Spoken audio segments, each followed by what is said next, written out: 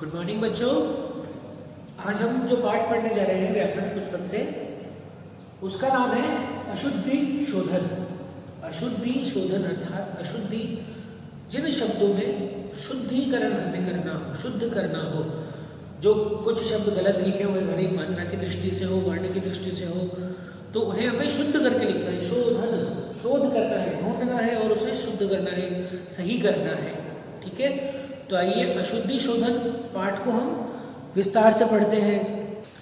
अशुद्धि शोधन का क्या अर्थ है कि जो शब्द हम बोलते हैं उन्हें उच्चारण हम क्या कर रहे हैं और लिख क्या रहे हैं, तो जो उच्चारण हम कर रहे हैं उसे ही हम लिखें, वैसा ही लिखें। यह अशुद्धि शोधन कहलाता है। भाषा की दृष्टि से, वर्णों की दृष्टि से, मात्रा की दृष्टि से। तो आइए अशुद्धि शोधन के कुछ शब्द यहाँ मैंने लिखे हैं ब्लैक बोर्ड पर। देखिए क्या ये शुद्ध है, आप इन्हें देखिएगा और इन्हें शुद्ध करने का प्रयास कीजिएगा। देखिए औरेत, ठीक है, मिठाई, गुलाब, लड़की, त्योहार, परीक्षा, ये शब्द मैंने लिखे यहाँ पर 6 शब्द। औरेत, औ से मिठाई, मिठाई लिखा है मैंने, गुलाब, ठीक है। तो देखिए इनका शुद्ध क्या रूप क्या बनेगा, उसे हम अभी समझते हैं। देखिए बच्चों, यहाँ पर शुद्ध रूप क्या बनेगा, औरेत। औरेत कोई शब्द होता है क्या? क्या होता है? औ से औरत, औरत, ठीक है। मिठाई, इसमें क्या अशुद्धि थी? म में बड़े की मात्रा थी और मिठाई में छोटे की मात्रा आती है। देखिए मात्रात्मक दृष्टि से यह शुद्ध हो गया। गुलाब, बड़े की मात्रा, यहाँ पर क्या है? गुलाब, उच्चारण क्या है? गुलाब, छोटे की मात्रा। लड़की, लड़की होता है क्या? नहीं, लड़की, बड़े की मात्रा इसमें आती है। त्योहार, त्योहार कोई शब्द है क्या? त्योहार, 2 मात्रा आती है, औ की मात्रा आती है।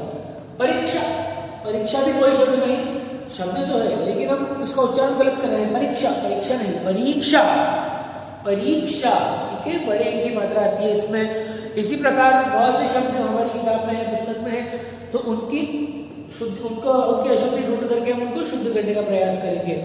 तो आइए पुस्तक में देखते हैं और अशुद्धि शोधन का प्रयास करते हैं। आइए बच्चों, अब हम अशुद्धि शोधन इस पाठ को विस्तार से पढ़ते हैं। देखिए क्या लिखा हुआ है। हमारे देश में अनेक भाषाएं और बोलियां बोली जाती है। कभी कभी उनके उच्चारण, मात्राओं के प्रयोग और लेखन में कुछ गलतियां हो जाती है। इन गलतियों के 2 कारण हैं, अशुद्ध उच्चारण और अशुद्ध वर्तनी। देखिए गलतियों के क्या कारण है लिखने में, जो हम बोलते हैं उसमें अशुद्ध उच्चारण, जैसे कुछ लोग श को स बोलते हैं, जैसे भाषा, भाषा होता है उसे भाषा, ठीक है। और बहुत से शब्द हैं उनको गलत उच्चारण करते हैं, श को स बोलना, तो जैसा वो बोलते हैं वैसा ही लिखते हैं। और अशुद्ध वर्तनी, जो अभी हमने देखा मात्रा, वर्तनी अर्थात मात्रा, ठीक है। मिठाई जैसे हमने देखा था, त्योहार, परीक्षा, इस प्रकार से जो बोलते हैं वैसा ही लिखते हैं। तो यदि हम इन पर ध्यान दें तो भाषा शुद्ध रूप से बोल और लिख सकते हैं। सही उच्चारण से ही हम शब्द की सही वर्तनी पहचान सकते हैं। जैसे देखिएगा, देखिए सही, यदि हम उच्चारण सही करेंगे तो मात्रा भी पहचान सकेंगे। जैसे बच्चों ब्लैक बोर्ड पर क्या लिखा है, देखो क्या लिखा हुआ है इस यहाँ चित्र में, औरत, और ये बच्चे क्या बोल रहे हैं, देखिए औरेत, औरत, औरत, आरइत। तो देखिए किसने सही जवाब दिया? रीता ने। मैम ने अपना हाथ रख रखा है रीता के ऊपर, शाबाश, रीता ने बिल्कुल सही उच्चारण किया, यह औरत लिखा है। देखिए औरत, औरेत, आरइत नहीं, औरत, औ से औरत, ठीक है। आगे देखिए, दिए गए चित्र में सभी बच्चों ने औरत शब्द का उच्चारण किया लेकिन अशुद्ध उच्चारण किया, केवल रीता ने शुद्ध शब्द का उच्चारण किया। औरत, औरेत, आरइत, ये अशुद्ध वर्तनी है, शुद्ध वर्तनी औरत है। आप इन शब्दों को बोलकर देखेंगे तो सबका उच्चारण अलग अलग होगा। देखा था ना अभी अपने बोला था, औरत कितना गंदा लग रहा है, अच्छा नहीं दिख रहा है। औरेत, ये भी उचित नहीं है। आरइत, यह भी शुद्ध नहीं है। और देखिए औरत, हम छोटे बाल्यकाल से, बचपन से पढ़ते आए, सुनते आए हैं, औरत, औ से औरत, शुद्ध लग रहा है, सुनने में भी अच्छा लग रहा है, ठीक है। तो देखिए आइए कुछ सामान्य वर्तनी की अशुद्धियों के बारे में जाने। मिठाई, देखिए अशुद्ध है। गुलाब, क्योंकि, त्योहार, ठीक है। लड़की, पड़ोसी, ऋतु, चालाक, चांद, परीक्षा, श्रीमती। देखिए इन सबके शुद्ध रूप दे रखे हैं यहाँ पर, और कुछ अशुद्ध भी है यहाँ पर, है ना। मिठाई का क्या बनेगा? मिठाई। गुलाब का गुलाब, क्योंकि, ठीक है। त्योहार, ये त्योहार शुद्ध है,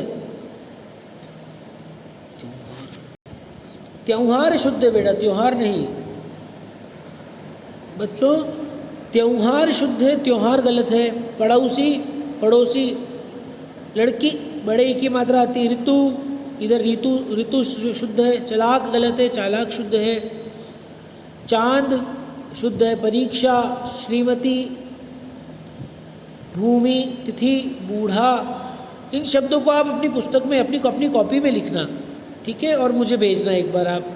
इधर देखिए अमरूद, अमरूद, बनदर, बंदर, बीमारी, बीमारी, रुपया, हमने पढ़ा था रुपया, रुपया, इसमें रुपया लिखा। दवाई, दवाई, स्त्री, स्त्री, आशीर्वाद, देखिए आशीर्वाद लिखना सीख लीजिए। आशीर्वाद शुद्ध लेख में भी दिया जाता है।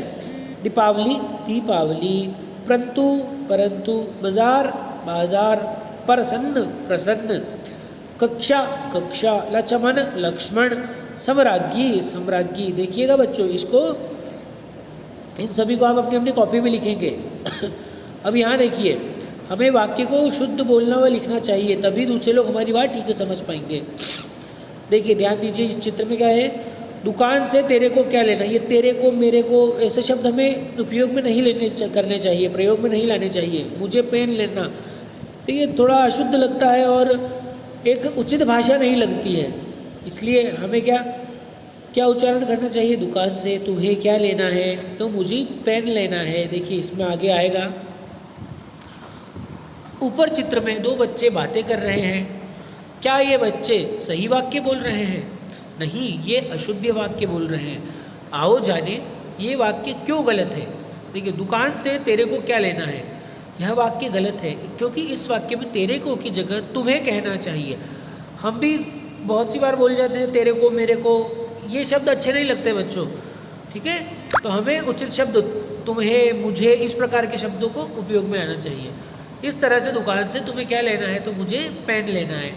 यह वाक्य इसलिए गलत है क्योंकि इसमें क्रिया अधूरी है। यह वाक्य इस तरह होना चाहिए, मुझे पेन लेना है। इसी तरह वाक्य गलत होने के और भी कारण हैं जिनके बारे में हम आगे की कक्षाओं में पढ़ेंगे। तो बच्चों, आप इस पाठ को पढ़िए और अपने मन से यदि अशुद्धि संशोधन कर सकते हैं तो कीजिए। और ये जो शब्द हैं इनको आप अपनी कॉपी में लिखिएगा। और कुछ समस्या आती है, कोई डाउट होता है तो आप मुझसे इसके बारे में चर्चा कर सकते हैं।